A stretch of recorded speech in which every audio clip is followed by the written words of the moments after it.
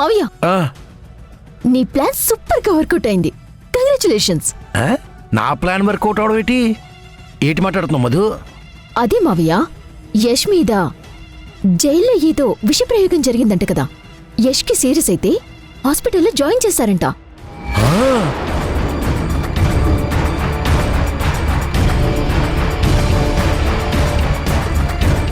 ఎంత పక్కగా ప్లాన్ చేసావు మావయ్య, నీది మాస్టర్ మైండ్. ఆ ప్లాన్ చేసింది నేను కాదు మధు, ఈ పొలిటీషియన్ అయ్యి ఉంటాడు.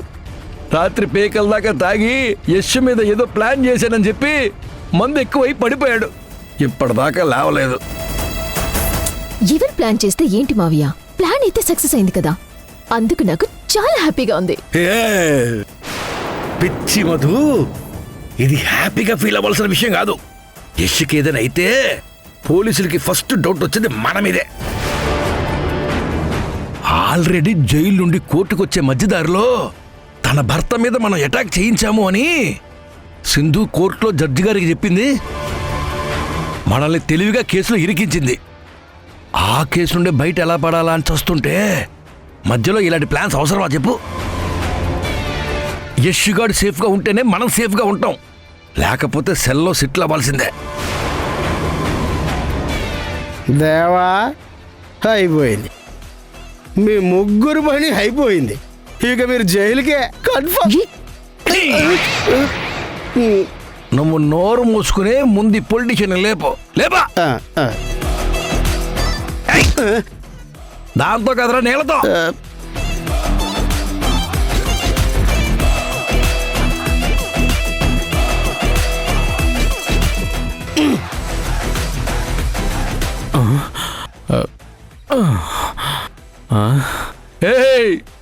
యశ్ మీద ఏం ప్లాన్ చేసావయ్యా? ఆడికి సీరియస్ గా ఉందని జైలు నుండి హాస్పిటల్కి తీసుకెళ్లారట. నేనేం ప్లాన్ చేయలేదయ్యా. అబద్ధం చెప్పకో. రాత్రి తాగిన మత్తులో చెప్పావు కదా. ప్లాన్ అయితే చేశాను కానీ ఇంప్లిమెంట్ చేయమని ఇంక చెప్పలేదు. నువ్వు చెప్పకపోతే జైల్లో యశ్ మీద విషప్రయోగం ఎలా జరిగింది? ఉండు, కనుక్కుంటాను.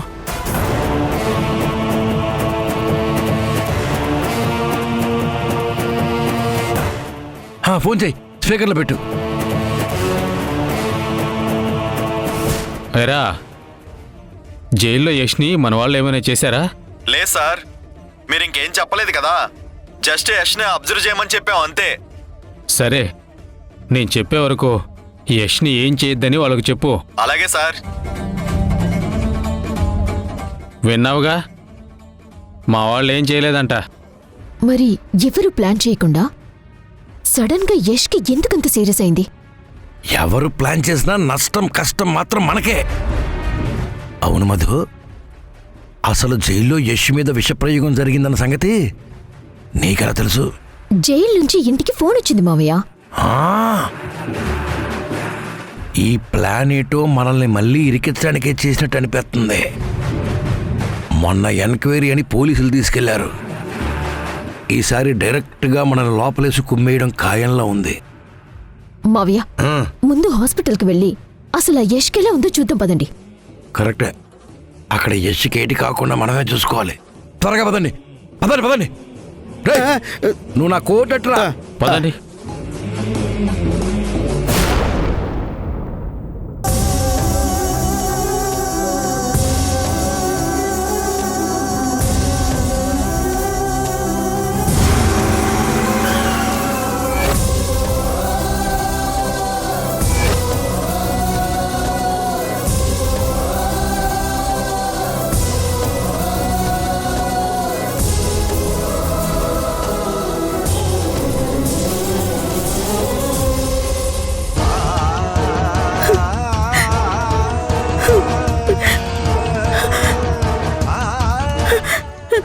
మా అబ్బాయి ఎక్కడ?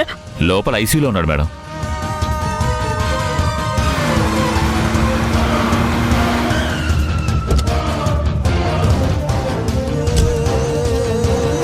మేము వెళ్ళి చూడొచ్చా? లోపలికి వెళ్ళొచ్చా? లోపల ట్రీట్మెంట్ జరుగుతుంది. భగవంతుడా, నా కొడుకు ఏం కాకుండా చూడు తండ్రి.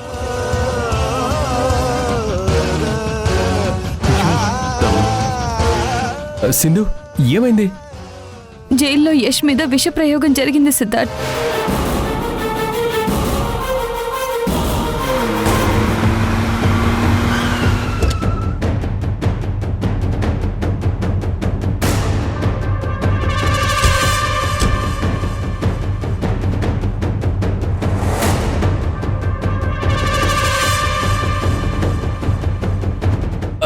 యష్కి ఎలా ఉంది? చేయాల్సిందంతా చేసి ఇప్పుడొచ్చి ఎలా ఉందని అడుగుతావా దుర్మార్గుడా? అబ్బా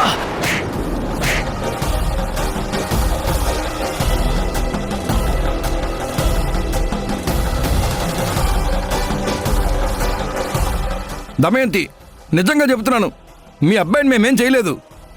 అబద్ధం చెప్పకండి.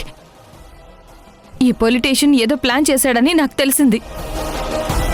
అత్తయ్య, ఈ విషయం మీకు ముందే చెప్తే భయపడతారని నేను చెప్పలేదు. యష్ కోర్టులో వీళ్ళని ఇరికించాడన్న కసితోనే యష్ మీద జైల్లో విష ప్రయోగం చేశారు.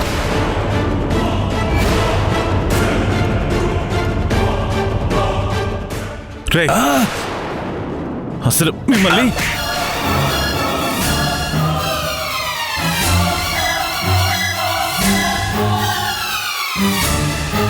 అసలు మీరు మనుషుల మృగాల? మీ స్వార్థం కోసం మనిషి ప్రాణం తీయడానికి కూడా సిద్ధపడతారా? యష్కి ఏమైనా అవ్వాలి, మిమ్మల్ని ఊరికే వదలను. అమ్మ కోడల, ఒట్టేసి చెబుతున్నా, జరిగిన దానికి మాకు ఎలాంటి సంబంధం లేదు.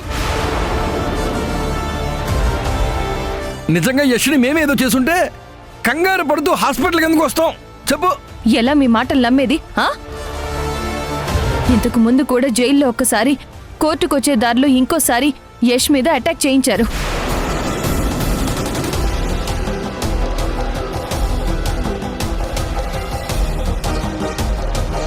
ఆ విషయం నువ్వే ఒప్పుకున్నావు కదా.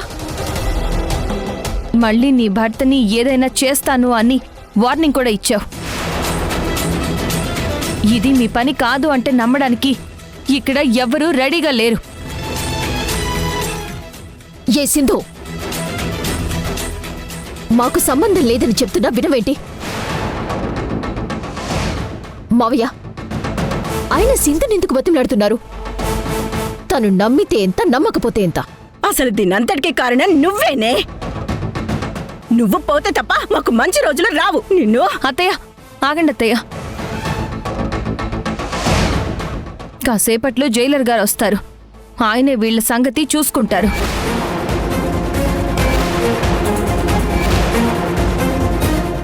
ముగ్గురిని జైల్లో వేసి ఇరగదీస్తారు.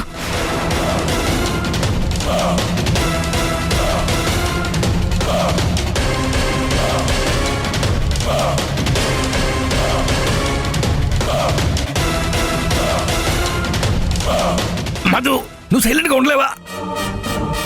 ఎందుకు సింధుని ఊరికి దబాయిస్తావు? అమ్మ సింధు, మధు మాటలేం నువ్వు పట్టించుకోకు. మధు తరపున నేను నీ క్షమాపణ చెబుతున్నాను. నీ భర్తని మేమైతే ఏం చెయ్యలేదమ్మా. అసలు ఏమైందో మాకు అర్థం కావడం లేదు. ఏంటండి ఇది? ఇందాక నుంచి చూస్తున్నాను. ఏంటి ఇక్కడ గొడవ? జైల్లో యష్ మీద విషప్రయోగం జరిగింది. అది ఎవరు చేశారన్నది ఇప్పుడు మా జైలర్ గారు వచ్చి విచారిస్తారు. అది మీరే చేశారని తెలిస్తే మాత్రం ఇటు నుంచి ఇటే జైలుకి తీసుకెళ్తారు.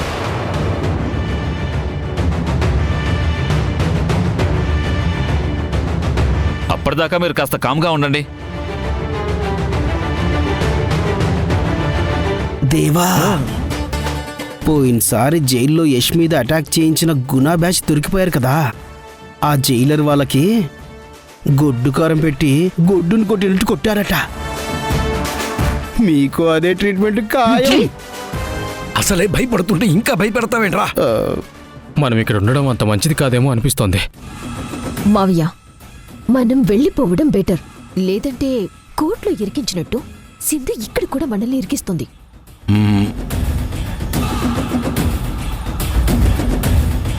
కరెక్టే. వెళ్ళిపోదాం, పదండి పదండి పదండి. ఏయ్, ఎక్కడికి జారుకుంటున్నారు? అదిగో జైలర్ గారు వస్తున్నారు. మీరు వెళ్ళడానికి వీల్లేదు. మూర్తి, ఎస్ సార్. యష్ కండిషన్ ఎలా ఉంది? లోపల ట్రీట్మెంట్ జరుగుతుంది సార్. డాక్టర్ గారు ఇంకా బయటికి రాలేదు.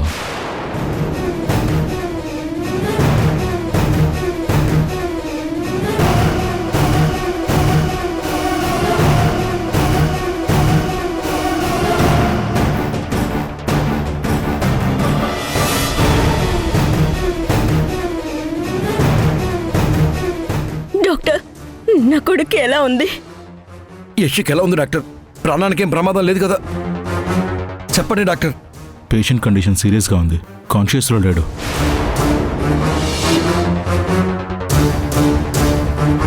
కోమాలో ఉన్నాడు.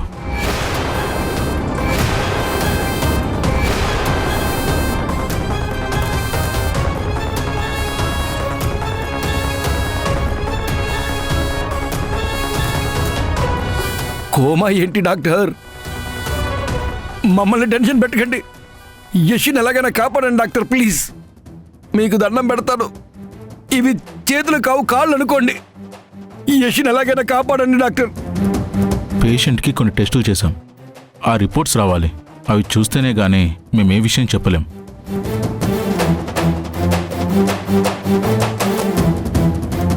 రేయ్!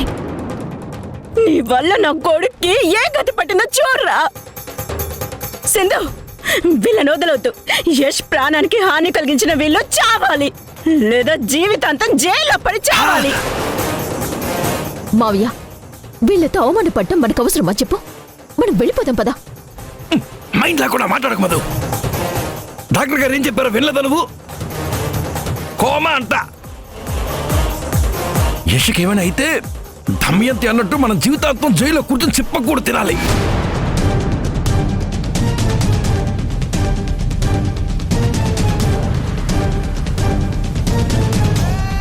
నువ్వు మాట్లాడకుండా సైలెంట్గా ఉండు. అమ్మా సింధు, నేను మళ్ళీ మళ్ళీ చెబుతున్నాను, నీ భర్తకి జరిగిన దానికి మాకు ఏ సంబంధం లేదు. ఇంకాపండి మీ నాటకాలు.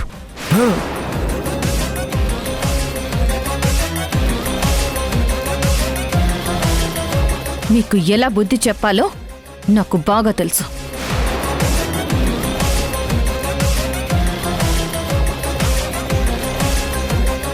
ఒక వైట్ పేపర్ ఇవ్వండి.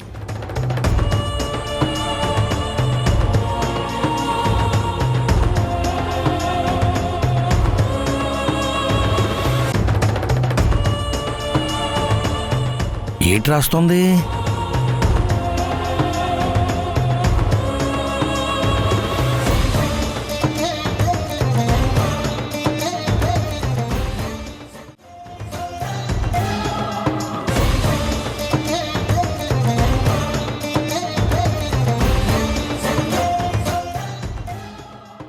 సిద్ధార్థ్, నా భర్త మీద మర్డర్ అటెంప్ట్ చేసినందుకు, హాస్పిటల్కి వచ్చి న్యూసెన్స్ చేసినందుకు ఆ నలుగురి మీద నేను కేసు పెడుతున్నాను.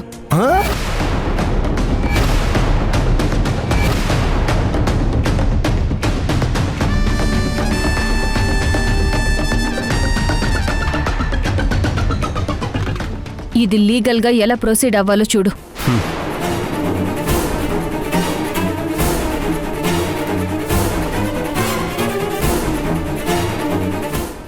జైలర్ గారు, నా భర్త కోర్టులో వీళ్ల నిజ స్వరూపాలు బయట పెట్టాడు అన్న కోపంతో వీళ్లే నా భర్త మీద ఇలా ప్లాన్ చేశారని నా అనుమానం.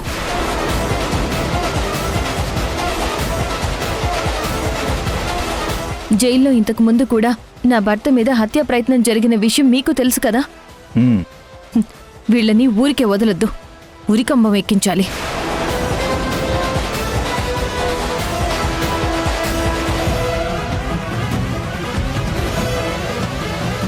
మారుతిరావు, ఏంటి ఇలా ఇరుక్కుపోయాం? మనల్ని ఇరికించడానికి ఇదంతా సింధు చేసిన ప్లాన్లా అనిపిస్తోంది. మనకంటే ఎంత బాగా నటిస్తుందో. సింధు మామూలుది కాదు. ఇక నుంచి మనం చాలా జాగ్రత్తగా ఉండాలి.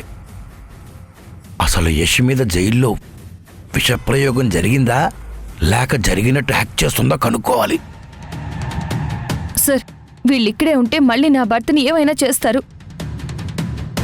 ఫస్ట్ వీళ్ళని ఇక్కడి నుంచి పంపించేయండి. మనం వెళ్ళిపోదాం పదా. మీరెందుకు వచ్చారు ఇక్కడికి? మర్యాదగా ఇక్కడి నుంచి వెళ్ళిపోండి. దేవా మీతో పాటు నేను ఇరుక్కునేలా ఉన్నాను. పోదాం పద్దేవా. నిజమే, మనం వెళ్ళిపోవడం బెటర్. పద.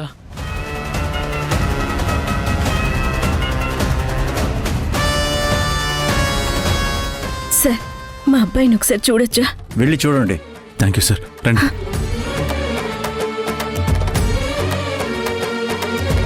మూర్తి, ఇక్కడ జరిగేది ప్రతిదీ నాకు అప్డేట్ ఇవ్వండి, ఓకేనా? Yes sir.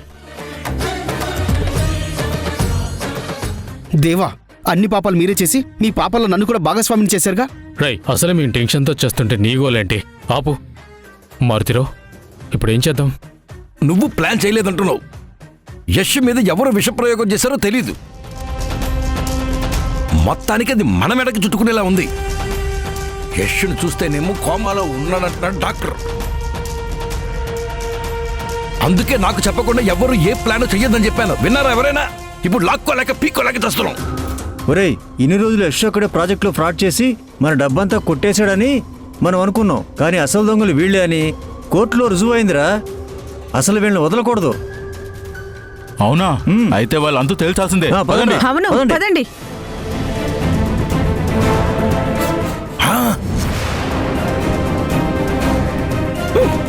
ప్రాజెక్టు బాధితులు మనల్ని చూసేశారు.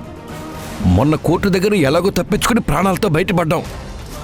ఇప్పుడు వాళ్ళకి దొరికామనుకో, కాళ్ళకి కాళ్ళు కీళ్ళకి కీళ్ళు విరిచేస్తారు. అమ్మో, మీతో పాటు ఉన్నందుకు నేను కూడా బలైపోతున్నాను దేవా. మావయ్య, ఇప్పుడెలా తప్పించుకోవాలి? ఏముంది, తలో దిక్కు పారిపోవడమే. పరిగెత్తండి రే.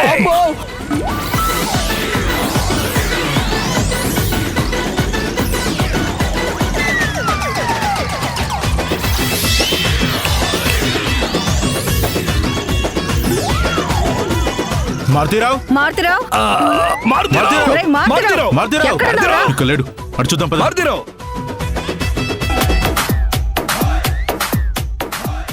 ఏడ్రా, ఏడి మారుతిరావు గడు, ఏడి మారుతిరావు? మారుతీరావు, ఎక్కడున్నావురా? రే, అటు వెళ్ళి చూద్దాం పదండి. అమ్మయ్యో, ఐడియా సార్, ఇట్లండి. ఏంటి? దీని మీద పడుకోండి సార్. దేనికిరా? ఆ జనాల నుంచి తప్పించుకోవాలంటే మనకు వేరే మార్గం లేదు. తొందరగా పడుకోండి సార్. నానా, ఏడు తల్లా, నానా, నానా, ఏడు అమ్మా, నానా, నానా, నానా, అప్పుడే చచ్చిపోయావా నానా? నానా, అప్పుడే నిండి నూరు వెళ్ళినా నానా? మారుతిరావు? నానా, లేదు నానా. ఎక్కడున్నావు? రేయ్, మారుతిరావు. నానా, మన అన్నయ్య తీసి వెళ్ళిపోయావు నాన్నా. నాన్నా, నాన్నా. వాళ్ళు వెళ్ళి గంట అయిందిరా. అయితే బయటికి వెళ్ళిపోదాం.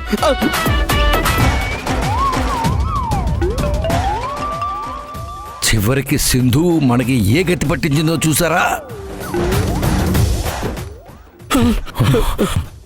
అదిగో అక్కడ ఉన్నారు, పదండి. దేవా, జనాలు వచ్చేస్తున్నారు. దేవా, డ్రైవర్, డ్రైవర్ ఏడి లేడు. తీయరా బండి. రే మారుతిరావు, ఆగండి, ఆగండి. చ, తప్పించుకున్నారు ఎదవలు. ఛ! చంద్ర,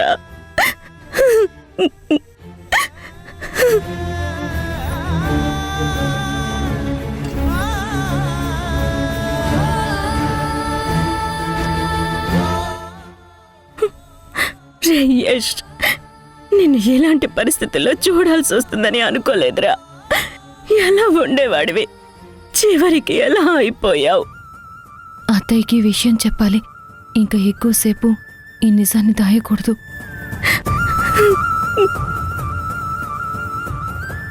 అత్తయ్య, ఏడవకండి అత్తయ్య.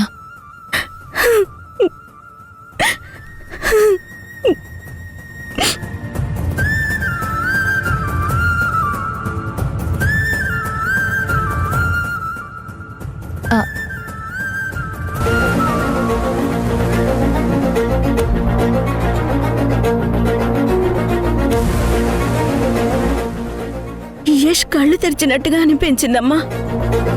అంత నా భ్రమనా? అయ్యో, నా కొడుకుని ఇలాంటి పరిస్థితుల్లో చూడ్డానికేనా సింధు నేను ఇంకా బ్రతుకుంది?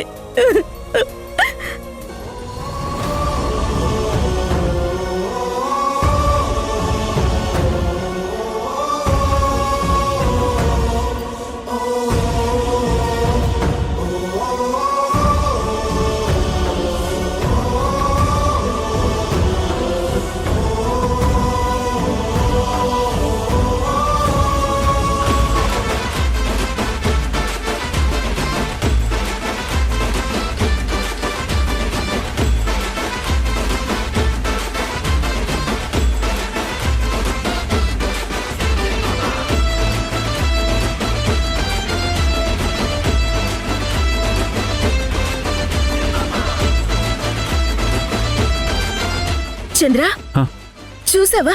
ఈ యష్ కదిలినట్టుగా అనిపించడం లేదు. అలా ఏం అనిపించట్లేదు దాము. ఇదంతా నా భ్రమనా?